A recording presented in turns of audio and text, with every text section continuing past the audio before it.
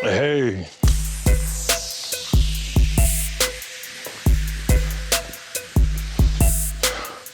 Oh, yeah. Yes, thank you.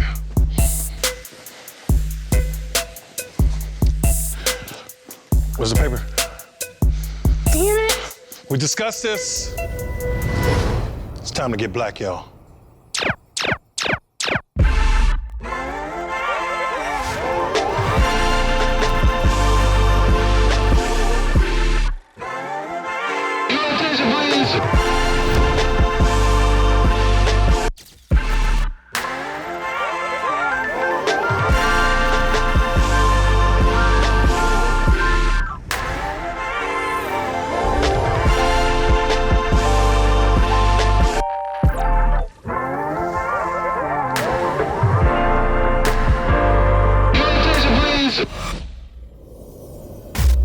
Good day, good evening, good life. It's me, Craig Robinson, and I'm here to be your guide through a journey of epic blackness. No, I'm not talking about my skin, which is pretty epic. I'm talking about a new batch of heroes that are out in the world taking charge in spaces and places you will never imagine. I'm talking about coders, CEOs, plant whisperers, just to name a few. I'm gonna be sort of like your conduit into these amazing stories, and hopefully they inspire y'all to go out there and conquer your own calling, even if it is something that will be hard to explain to your uncle at the family reunion this year. So sit back, relax, and let's enjoy together. Thank you. Say what? I'm not done yet? Oh, I have to introduce the first piece before I enjoy this delicious truffle popcorn? Okay, gotcha.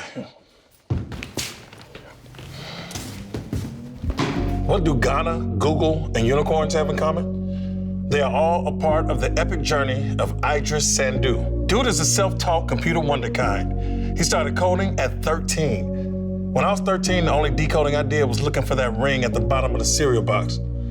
You see, Iddris is literally out to change the world through tech, and I'm definitely not gonna be the one to tell him he can't. I heard he likes Iron Man too. Maybe he can help me make one of those chess thingies so I can dominate my spin classes. On that note, let's see what Ghana and Google and unicorns have in common. Wait, hold up. Ghana and Google and unicorns.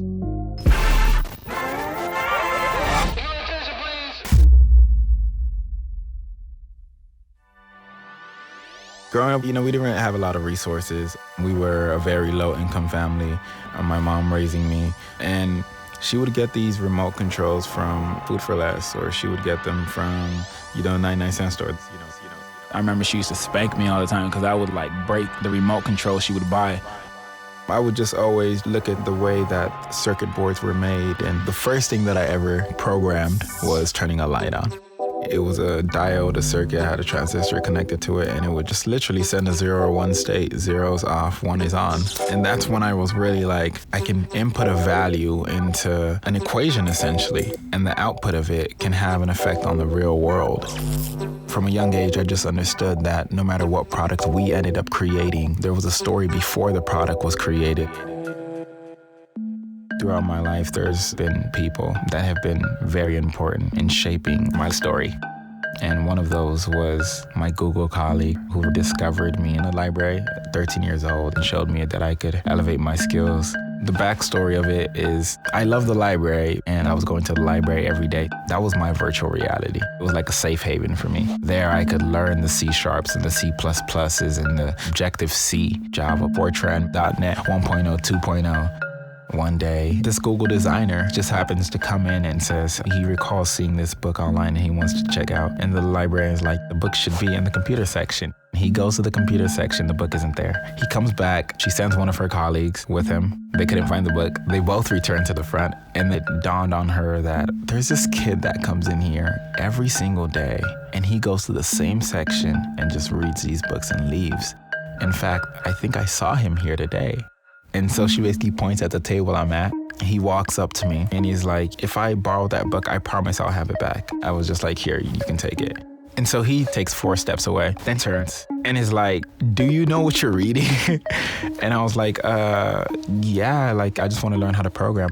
As I start to tell him who I am and where I'm actually from, beyond just being a kid from Compton that moved to Harbor City, being a kid from Ghana that came here when he was 3 years old, and how much I wanted to use technology to really change lives and save lives. He offered me an internship at Google, and I was able to go there for a couple of months. And being at one of the largest companies in the world, the insight that I received has informed every single decision I've ever made in my life. What that represented to me was the ability for somebody to really believe in another person. And even from a young age, I just knew that that was a gift. That was the chance that we speak of, being at the right place at the right time.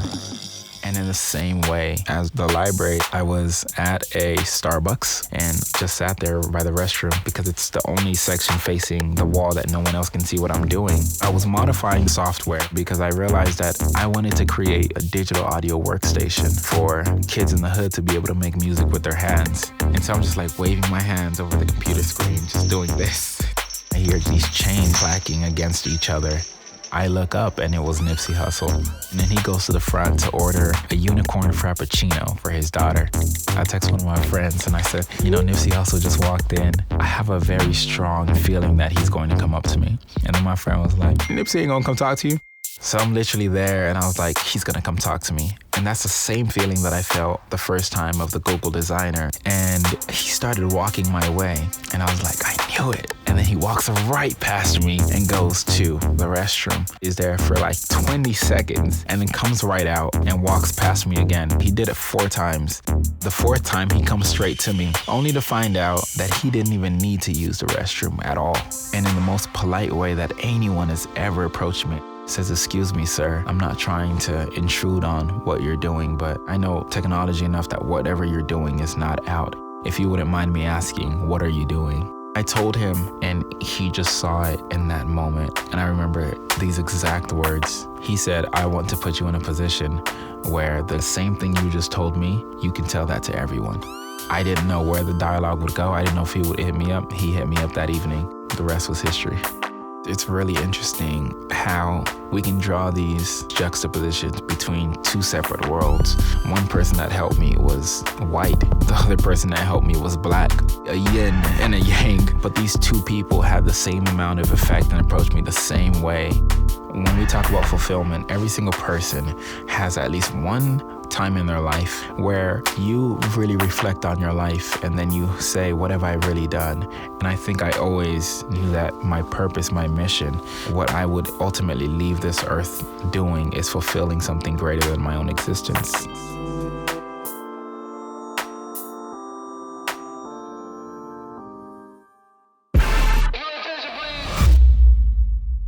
The boy is bad. And that's bad meaning good for those who didn't get the slang memo like 30 years ago.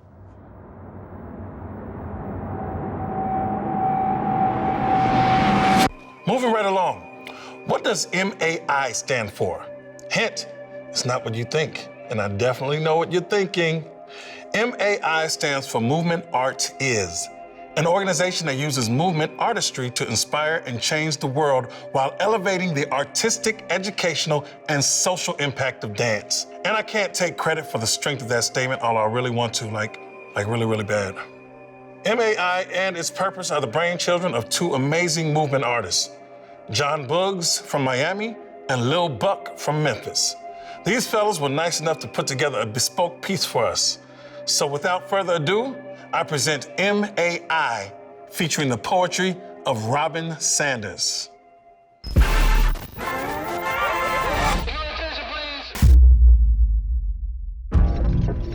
They are the stories that we tell.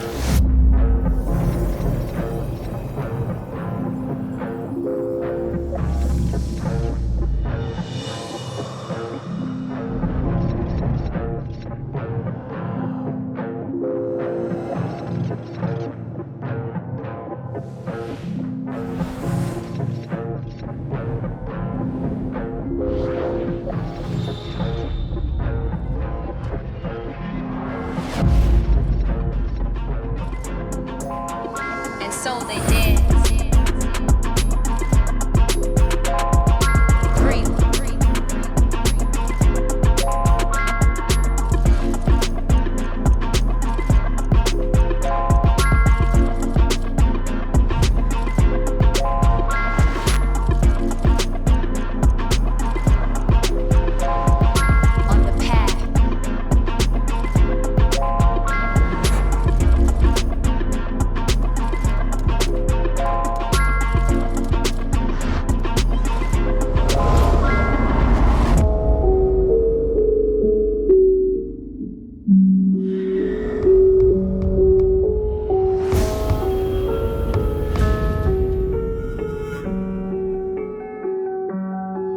And so they danced.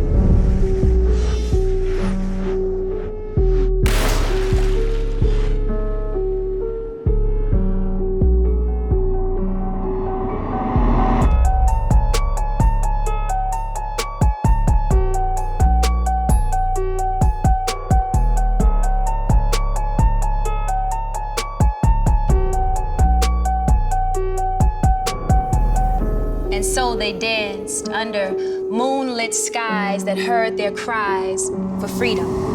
And so they danced boldly with the librettos of liberation in their bodies and the earth beneath them. And so they danced freely on the path paved by their predecessors, waving like the waters that carried their ancestry, frequently flying with no wings. Air Force Ones and J's lifted them amongst the greats. They land as legends.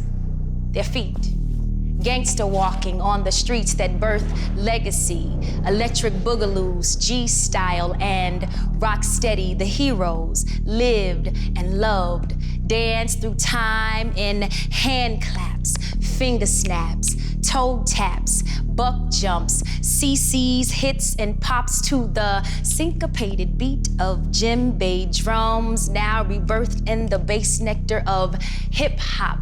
Through hardships and museums, our moving monuments, we honor them. They are the stories that we tell.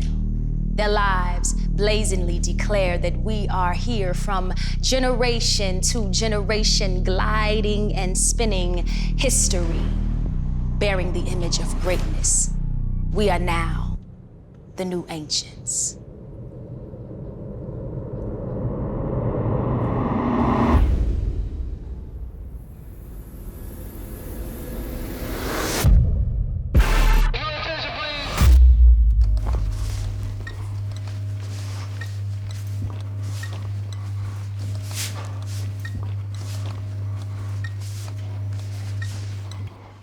Oh, damn.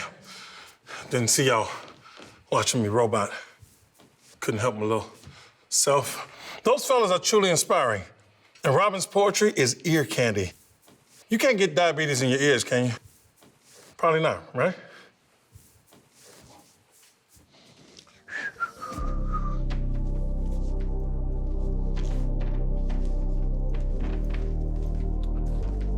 For our final piece, I'd like to introduce y'all to Tomi Adeyemi. To make sure I didn't mess up her last name, I made a little game for myself. I just think of her being the final ingredient in a delicious literary stew. Like I'm standing over the pot and I just need to add a Yemi to it. Tomi is a New York Times best-selling author who's written 2 books and is currently working on a 3rd. I personally am a fan for many reasons. 1, my girl is from the Chi, like Craig. 2, my girl left a safe job to pursue her dream. I did the same when I left teaching to pursue comedy. 3, she's a huge Harry Potter fan. Me too, y'all. I wonder if Tomi can write the next Harry Potter, but make Harry a brother. Maybe I'll pitch that to her sometime. Now let's all sit back, relax, and enjoy. Say it with me, y'all. Tomi, Tomi, black girl magic. Tomi, Tomi, black girl magic.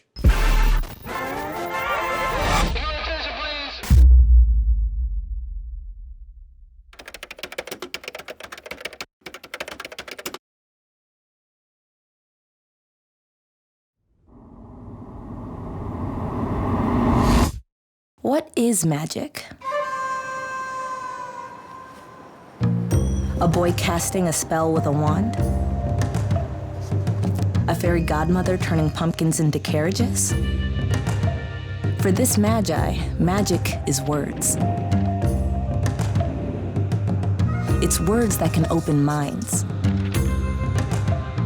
Words that can lift souls. Words that can change the world forever.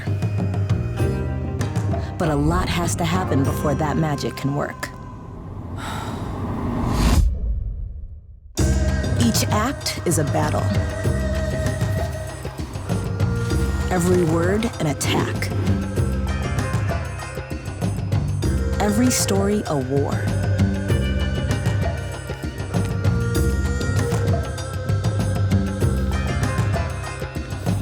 To cast this magic, the young Magi must first gather her inspiration. She must take the seeds of a story buried deep in her mind and make it come alive before her eyes.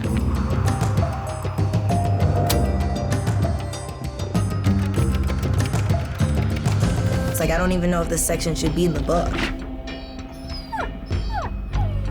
I don't think she would do that. I don't feel like that feels true to her character. It doesn't feel right. I appreciate the suggestion, but like, I get what you're saying, but that doesn't change who she is as a person. Okay, you can go. Thank you. Once all the Magi's ideas are out, she must put them together to create her magic. She must consider what character arcs are most dynamic, what plot points are most exciting, what world building is most powerful, what themes she must reflect. She must refine the bones of the story until she has something that makes sense. Then, she must go to work. The Magi must write, again and again. Never stopping. Never letting up.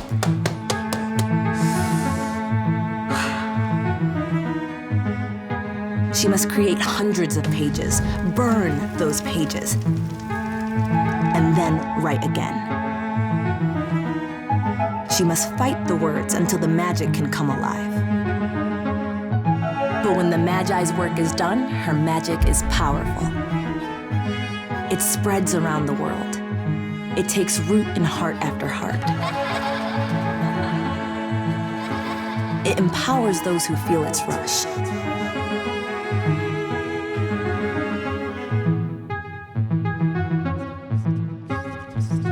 Calling them to cast their own magic.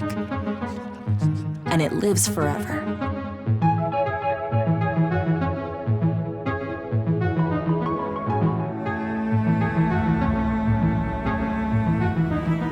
Because powerful magic never dies.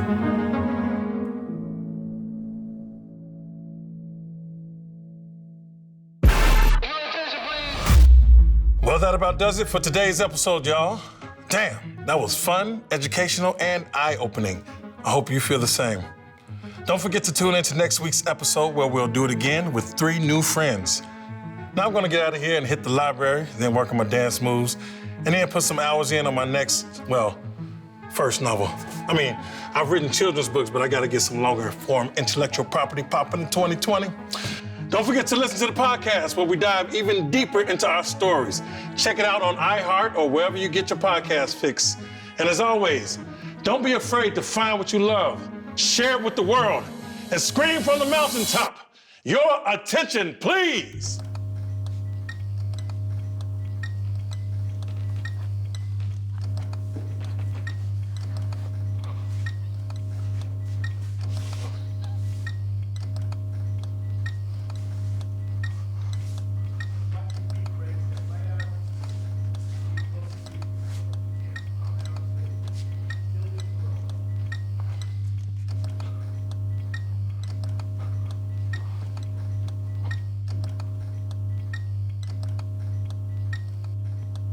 Head over to Hulu and watch the full episodes of Your Attention, Please, hosted by yours truly.